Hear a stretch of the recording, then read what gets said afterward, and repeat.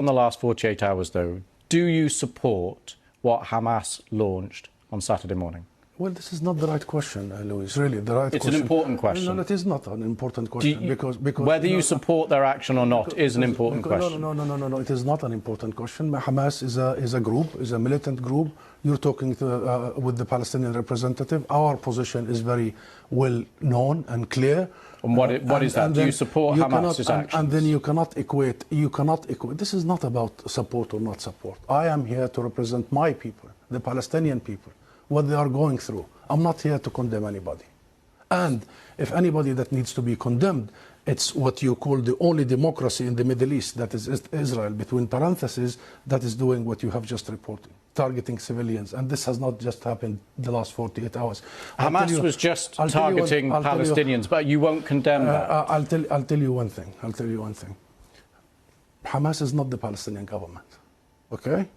The Israeli government is giving orders for its organized army. So please don't draw any symmetry here. Don't equate. There is no way you can draw any symmetry. And don't equate between the occupied and the occupier. This doesn't serve justice to understand for your audience and viewers the real situation. Since Israel's establishment, it has had one military doctrine. When it fights, it goes and fights civilians, kill civilians, so they pressure the fighters. Since 1948, and go back to the record, and this has been repeated in Gaza and will continue to be repeated. So the conversation is not a blame game. I am not in the business of blaming the victim here. The real conversation is how do we stop this vicious, deadly cycle? You just condemned Israel for killing civilians, and you won't condemn Hamas for killing civilians. How many times you have interviewed Israeli officials, Louise? Hundreds of times. Hundreds of times. How many times Israel have committed war crimes right live on your own cameras? Do you start by asking them to condemn themselves? Have you? You don't. You don't. No, I'll answer that question. You don't. You know why I refuse to answer this question? Because I refuse the premise of it. Because at the very heart of it is misrepresentation of the whole thing. Because it's the Palestinians that are always expected to condemn themselves. I mean, come on, this is a political conflict. We have been denied our rights for a long time. So this is the wrong starting point. The right starting point is to focus on the root causes, is to try and get out of this extreme dark tunnel, as opposed to this business by BBC and the mainstream media for 75 years. You bring us here whenever there are Israelis who are killed. Did you bring me here when many Palestinians in the West Bank, more than 200 over the last few months? Do you invite me when there is such Israeli provocations in Jerusalem and elsewhere? Because what Israelis have seen, which we started by saying tragic, the last 48 hours, the Palestinians see every day for the last 50 years. You know the situation in Gaza, you've just described it. This is the biggest open-air prison. Those people, 2 million, have been taken hostage by Israel for the last 16 years. So I'm saying this just to say, Louise, perhaps this is about time we abandon this rhetoric, very dangerous, this framework, and we start giving people the real ugly truth sometimes. Israel surrounds Gaza, threatening to block off any aid and electricity or running water, while Hamas threatens Israel with the killing of hostages if they continue their incursion into the besieged area. And once again, this is an update, and we're going to get right with it because there's a lot to talk about, including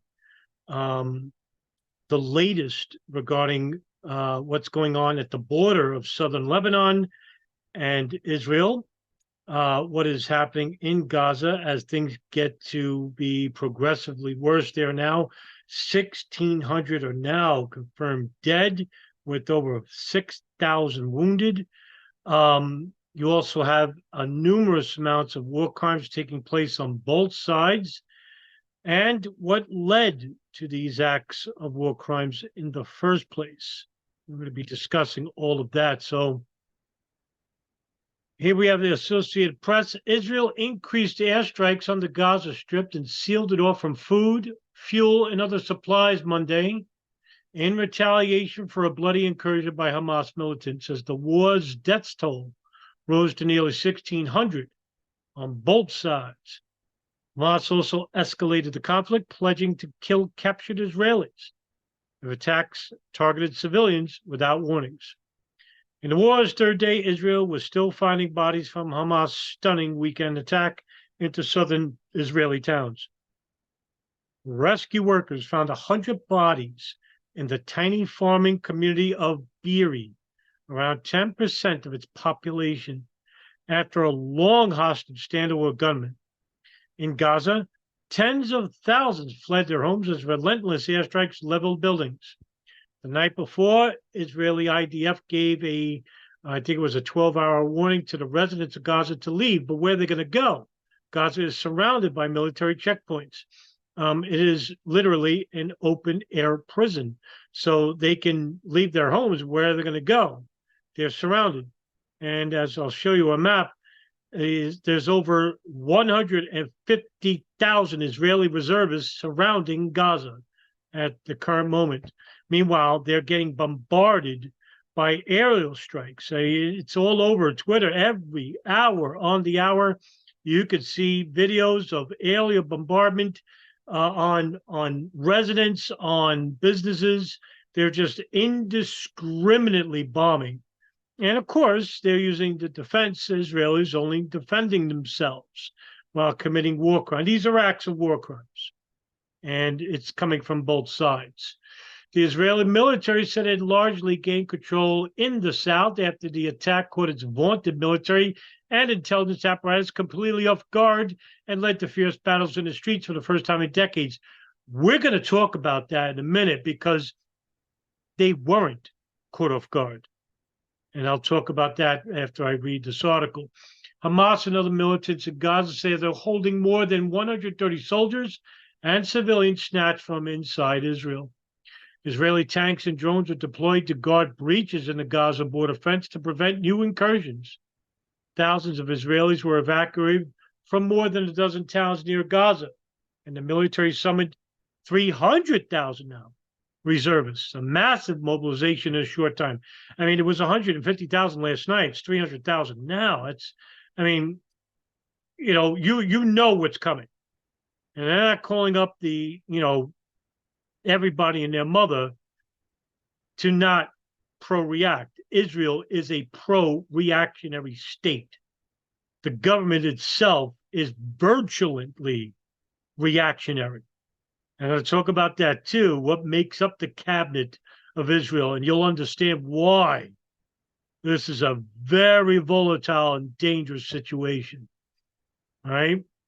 The moves, along with Israel's former declaration of war on Sunday, pointed to Israel increasingly shifting to the offensive against Hamas, threatening greater destruction in the densely populated, impoverished Gaza Strip.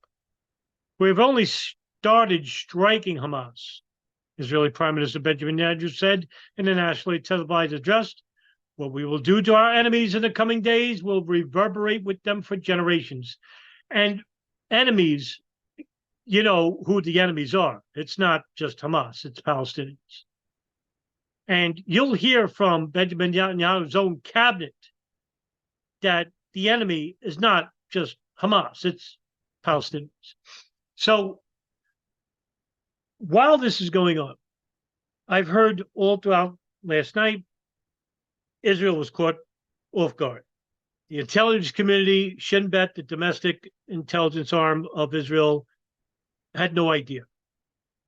And as you can see from the Times of Israel, in this article, Egypt intelligence official says Israel ignored repeated warnings of something big.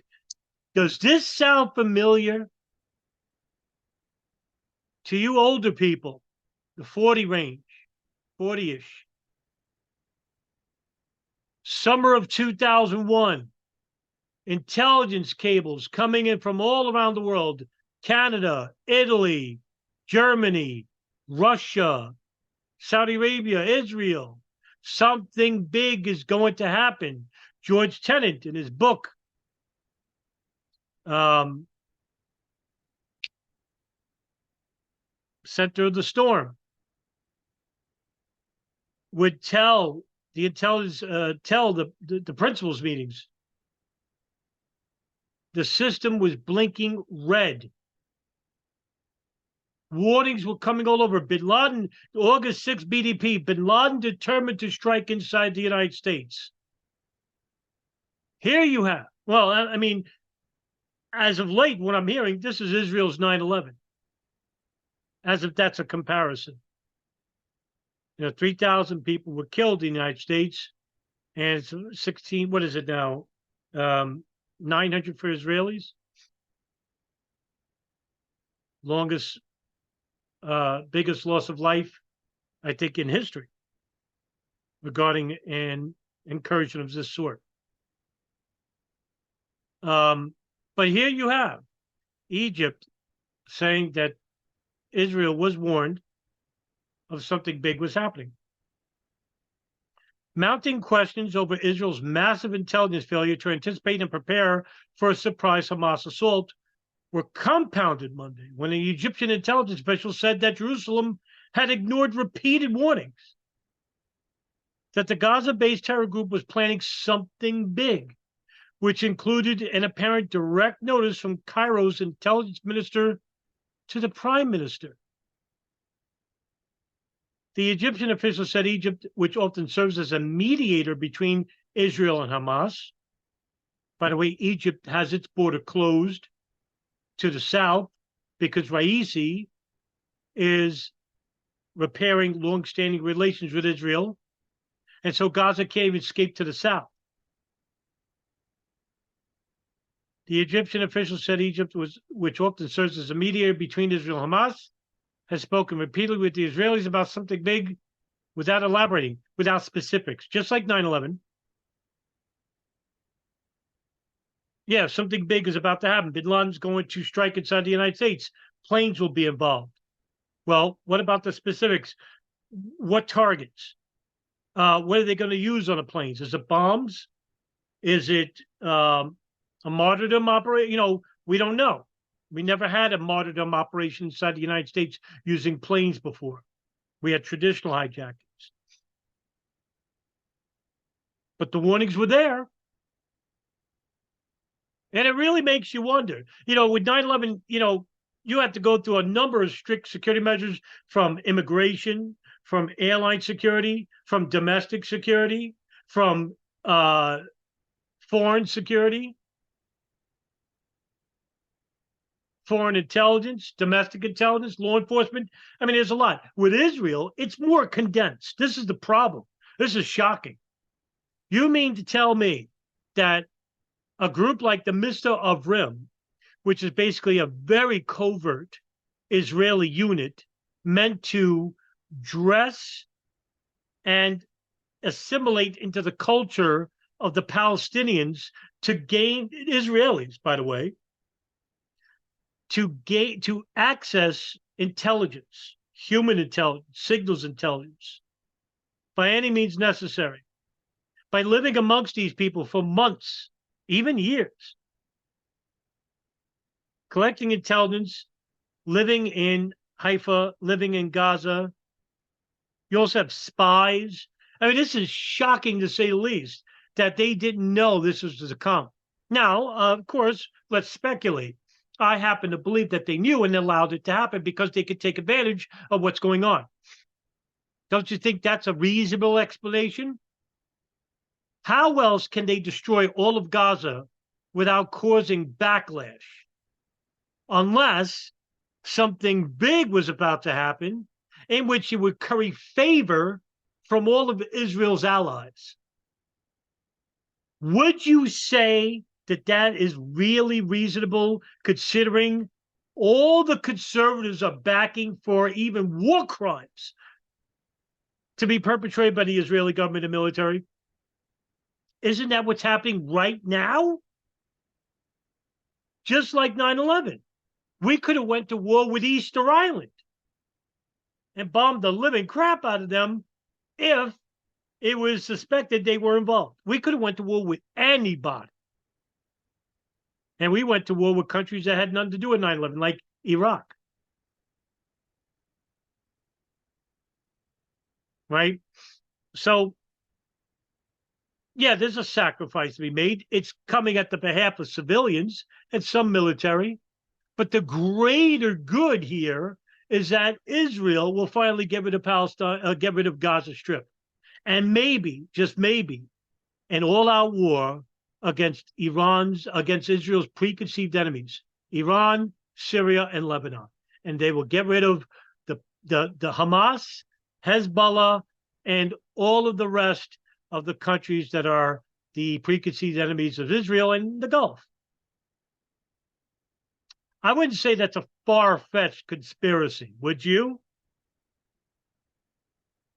He said Israeli officials were focused on the West Bank and played down the threat from Gaza. Prime Minister Benjamin Netanyahu's government is made up of supporters of West Bank settlers who have demanded a security crackdown there in the face of a rising tide of violence over the last 18 months. We warned them an explosion of the situation is coming, and very soon, and it would be big. But they underestimated such warnings. The official who spoke on conditions of anonymity because he wasn't authorized to discuss the content of sensitive, intelligent discussions with the media told the Associated Press. Now, with that comes the problem that we're facing, right? Which is basically acts of terrorism coming from Hamas, the Al-Qassam brigades, and the Palestinian Islamic Jihad. War crimes.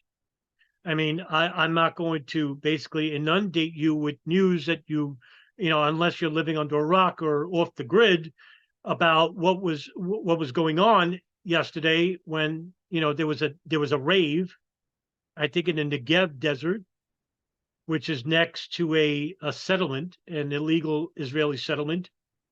But, you know, you had foreign tourists there, Americans and Germans, who were basically dancing, having a good time. And, you know, you have Hamas and, the Al-Qassam brigades basically parachuting in or paragliding in, shooting at everybody. And meanwhile, Israeli military saw what's coming, and security trying to get as many people out as possible. But I think over 260 people were killed. And they were, you know, Hamas was parading around the bodies of one German tourist, I think was an artist or something like that. I forgot the woman's name, you know, a young girl. I saw a video, one of the last video of her dancing, and I saw it yesterday. You know, just you know, the media knows what they're doing. They won't show you the tragedy of Palestinian children getting shot by Israeli IDF. They won't show you the last 70 years of Israeli brutal occupation. The endless articles, the endless human rights reports about condemning these war crimes that were happening in the 40s, the 50s, the 60s, the 70s, 80s, 90s, the 2000s, all ignored. But Fox kept playing it. CNBC kept playing it. CNN kept playing it.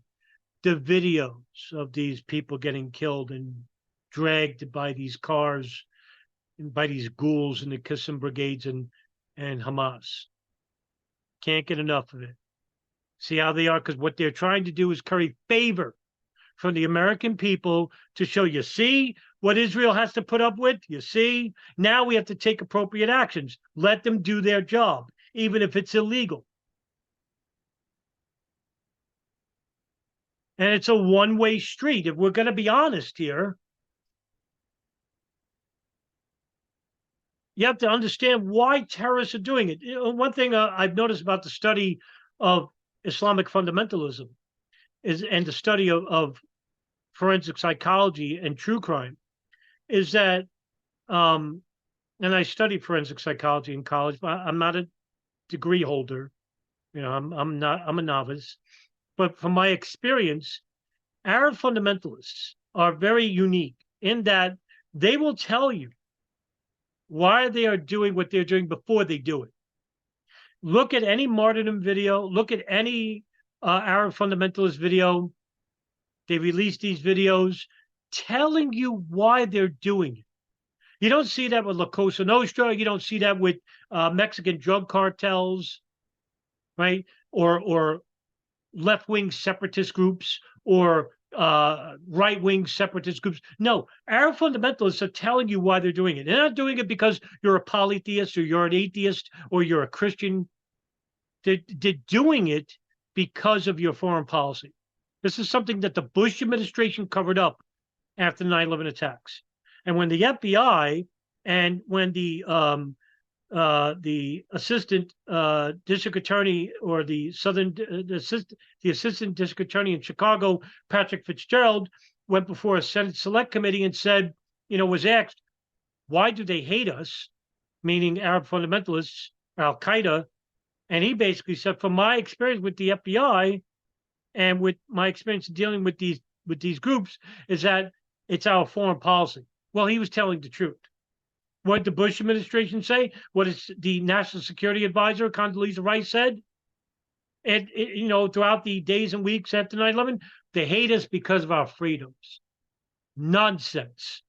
You look at any bin Laden video, you look at any of the Martin videos I have uploaded on Odyssey regarding the 9/11 hijackers, you look at the statement made by Ramzi Youssef, the bomber of the World Trade Center in 1993, nothing about your lack of faith in Islam, nothing about you being a Christian or a Jew, everything to do with foreign policy, the West's foreign policy. Because if the light came on and said, hey, wait a minute, what is wrong with our foreign policy that these people are attacking us? Guess what? We just might be looking at the countries in which our foreign policy is being dictated on, which are being sorely biased toward the Arab world.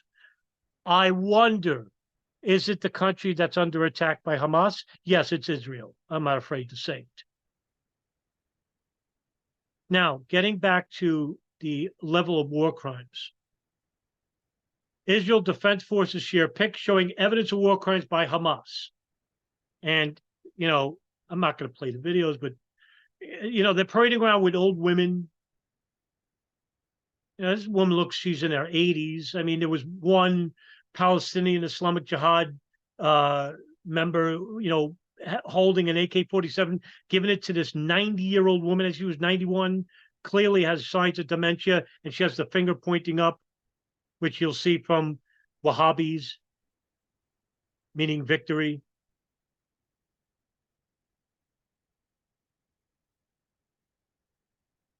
I told you about the rave, the slaughter of young women, and parading their bodies on the cars, and it's just that's why in my previous video I wouldn't mind if Israel got rid of Hamas for good. Eliminate all of them, find them and kill them. Same thing for Palestinians. Get rid of these Wahhabi back ghouls. Unfortunately, the majority of deaths coming from this war are Palestinians. But the media will tell you, and Israel definitely will say, they're either hiding Hamas, aiding and abetting Hamas, or their building in which we're bombing had Hamas in it. That's how they're going to get rid of Palestine, the Palestinians, from Gaza.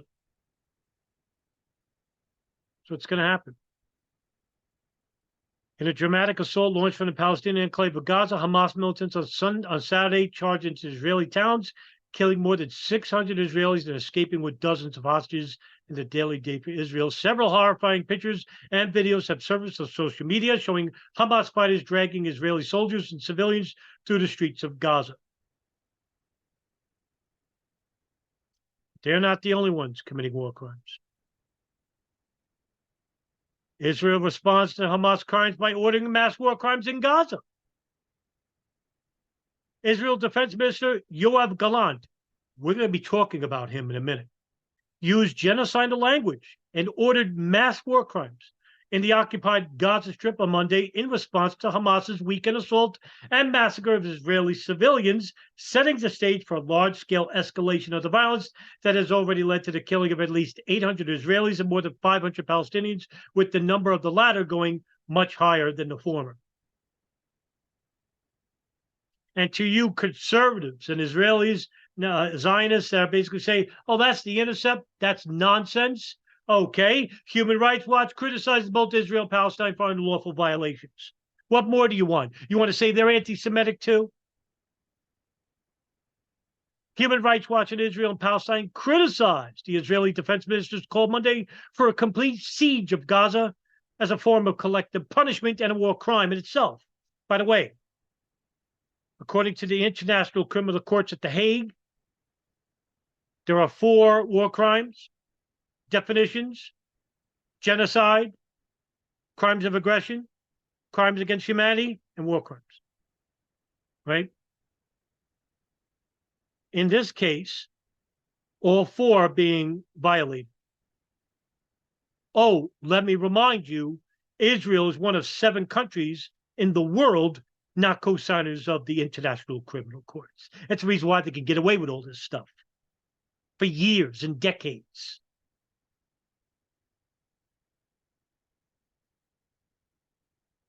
Omar Shakir, the director of Human Rights Watch in Israel and Palestine, called the comments by Defense Minister Yoav Galant abhorrent and accused Israel of using starvation as a weapon of war.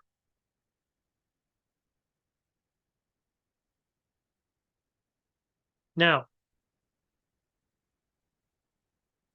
this level of depravity that we're seeing is unprecedented, even in Israel. And that's saying something, because they had some of the most brutal prime ministers, dictators in history. However, this cabinet under Benjamin Netanyahu might be the most brutal, the most racist, and the most genocidal. Now, if you remember, back in December 2022, Benjamin Netanyahu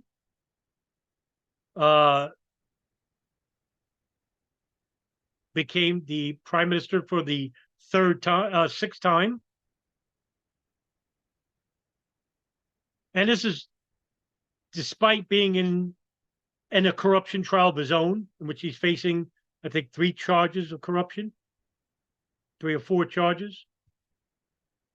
But that didn't stop him from being sworn in and creating the most Zionist, the most right-wing, and I'm talking extreme right-wing, and I am not exaggerating, because I'll read you who makes up his cabinet, and you're going to understand why the acts of what's going on in Gaza today are basically being carried out by members of his cabinet.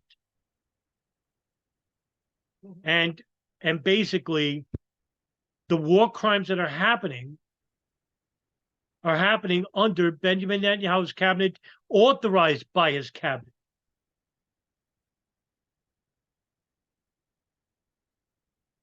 Now, this is an article by Al Jazeera. Netanyahu's government, the most right-wing in the country's history, was sworn in on Thursday and includes ultra-nationalist and ultra-Orthodox Jewish parties. And I'll just fast forward. As you can see, this is December 29, 2022, right? Parliament Speaker Amir Ohana.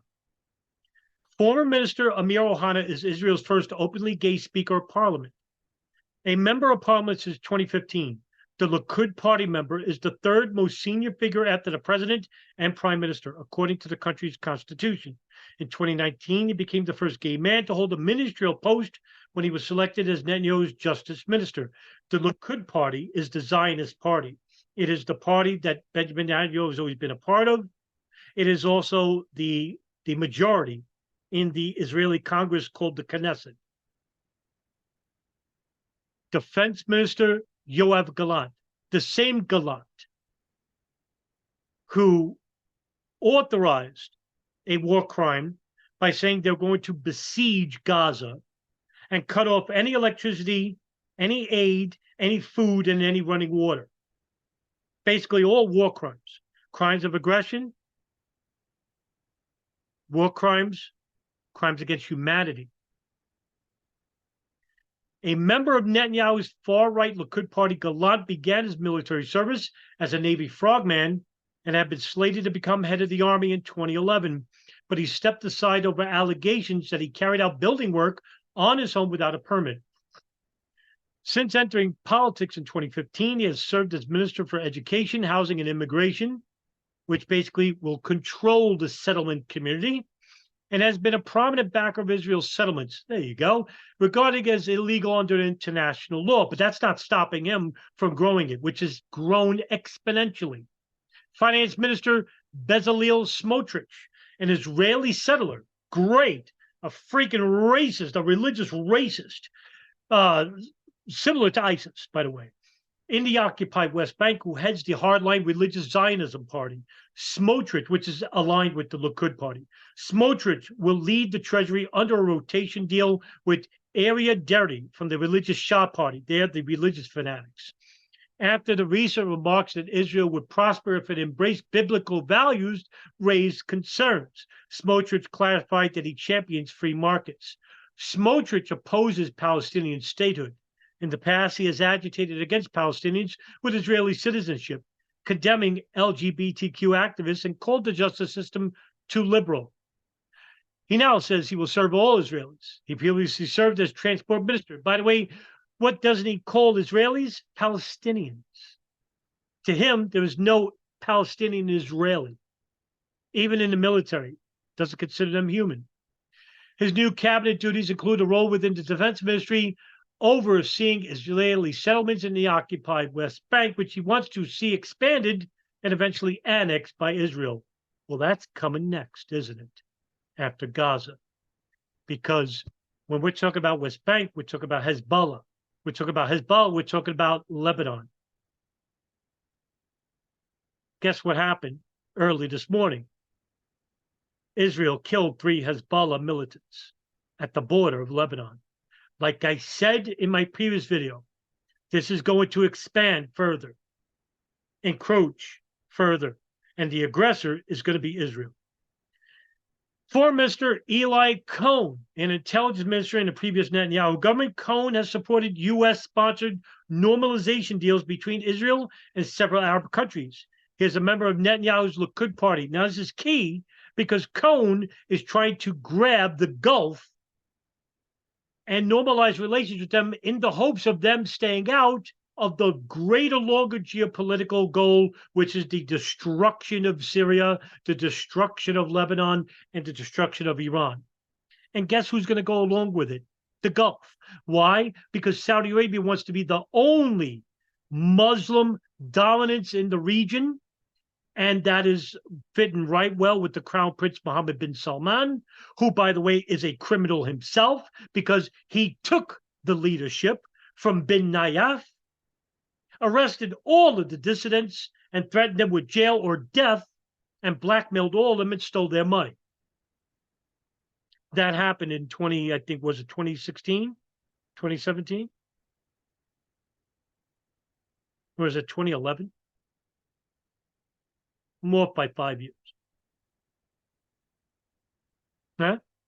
So Saudi Arabia is going to say, yeah, let's get rid of them. That's why he plays a huge role in separating the Muslims from each other. National Security Minister Itamar Ben-Gvir, and boy, what a whopper this guy is, because if you don't know who this guy is, let me play a video showing you exactly what this guy is all about. The United Nations Human Rights Chief and the European Union have expressed alarm over ongoing violence in the occupied West Bank and over attacks by settlers and Palestinian villagers. A prominent member of the government led by Prime Minister Benjamin Netanyahu has called for illegal settlers' position to be expanded and turned into full settlements. Hundreds of Israeli settlers attacked the Palestinian village of Terumusaya in the West Bank on Wednesday in response to an Israeli military operation in Jenin area. UN Human Rights Chief Volker Turk says the violence this week risks spiraling out of control because of the use of advanced military weaponry by Israel.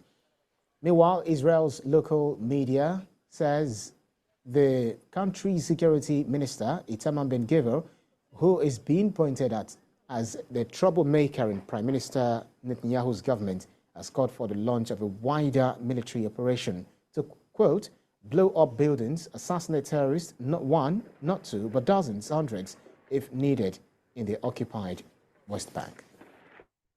Now, let's continue about reading who this guy is. An illegal settler in the occupied West Bank who heads the far-right Jewish Power Party, Ben-Gvir secured an expanded cabinet ministry in charge of police. He has promised to focus on law and order for all citizens, but he favors free, open fine regulation for Israeli security forces. That's him right there. Ben-Gvir opposes Palestinian statehood and advocates the dismantling of the interim Palestinian Authority government. He once belonged to Kahani Chai. By the way, for those who don't know, Kahani Chai is the group that is a offshoot of the Jewish Defense League, which was created by the far-right, ultra-nationalists, ultra-rabbinical, ultra-Orthodox Rabbi Meir Kahane, who actually was considered the first victim of U.S. terrorism. For those who don't know, in 1991, Rabbi Meir Kahane was killed by El Sayed Nosser, an Egyptian militant who is considered the first act of Arab fundamentalism inside the United States. He has since devoured some Kahane views. In 2007, he was convicted of incitement against Palestinians and support for terrorism. He is now a lawyer.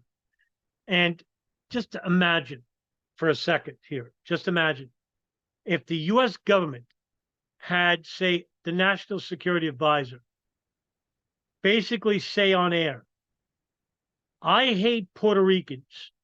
I don't think that they should live amongst us whites. I think we should give them, we should kick them out of these neighborhoods and basically kick them out of the country. And if they don't, we'll kill them. What would happen next is a global outrage, not a national outrage, a global outrage, and that person would either be in jail or under the jail and forever be marginalized and criminalized as a raving lunatic and nowhere near a position of power. So ask yourself, conservatives and Zionists, why would you hire a raving racist lunatic calling for the death of your own citizens? Whether you like it or not, Palestinians are citizens of Israel. I know you don't like that, but that's the reality. In Israel's world, you are given a position of power because you are propagating exactly what Zionism wants, which is a Jewish state, a state just for Jews.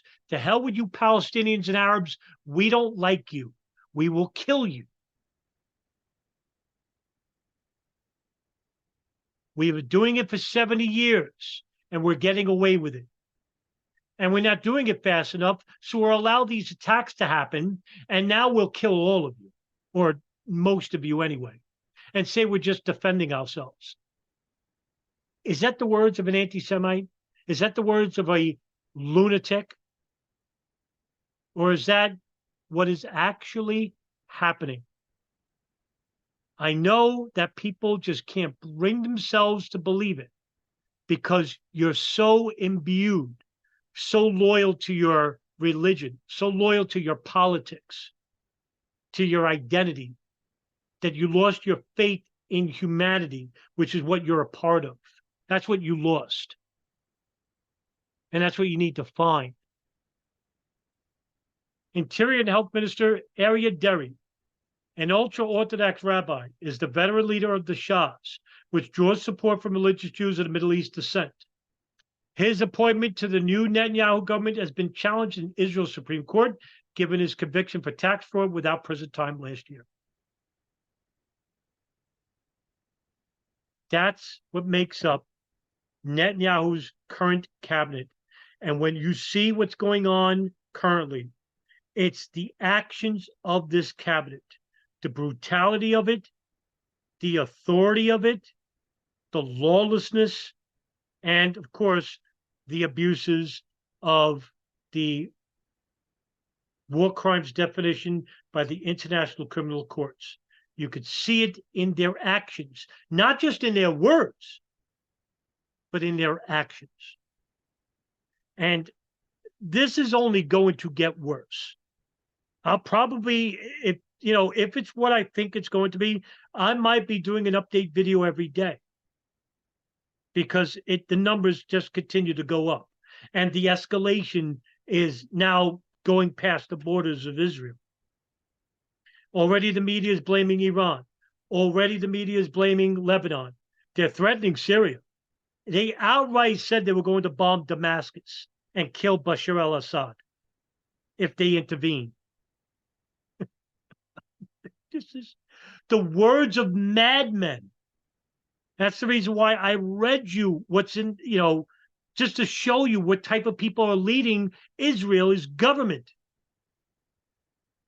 And now understand why there were large-scale protests in the streets of Israel. Just for you anti-Semites out there that think Israel is the world's problem. There are Jews who hate Benjamin Netanyahu, and they're in the tens of thousands. So I don't want to hear from you anti-Semites either. Don't even comment. If you're going to go on my channel and blame Israel and say, oh, they steal everything from the United States, they're leeches, and this, not, I'm going to remove you forever. I don't want to hear from you. It's like I don't want to hear from right-wing nut jobs. We're saying that Israel should do whatever it wants. No, they can't do whatever it wants. And now you know why they're not co-signers of the Rome Statutes, which is the International Criminal Courts. And if we don't do something, the people, this is going to get worse. And it's going to expand and involve a number of countries. And if you thought what we saw in Iraq was bad, if you thought what we saw in Afghanistan was bad, if you thought what we saw in Libya, in Syria, in parts of Pakistan, this will trump everything. This will be a disaster where tens of thousands will die at the behest of a ghoulish government in Israel, at the behest of the ghouls of Hamas and Palestinian Islamic Jihad. We need to get rid of all these people. The United States should basically say, grow a backbone. I know most of you congressmen and women don't, because you're prostitutes for Israel. You won't ever criticize this racist, most authoritative, most ultra-nationalist government Israel's ever seen. You won't ever criticize them for being racist, for being genocidal maniacs. You don't got the guts, but I will. I'll do it. I'm not doing it because I'm anti-Jewish or an anti-Semite. I'm doing it because it's right. It's morally right to condemn evil in all its forms, whether it's Hamas or the Zionist government of Israel. They're guilty of what's happening currently. And we need to speak out about it, because if we don't, it'll be too late.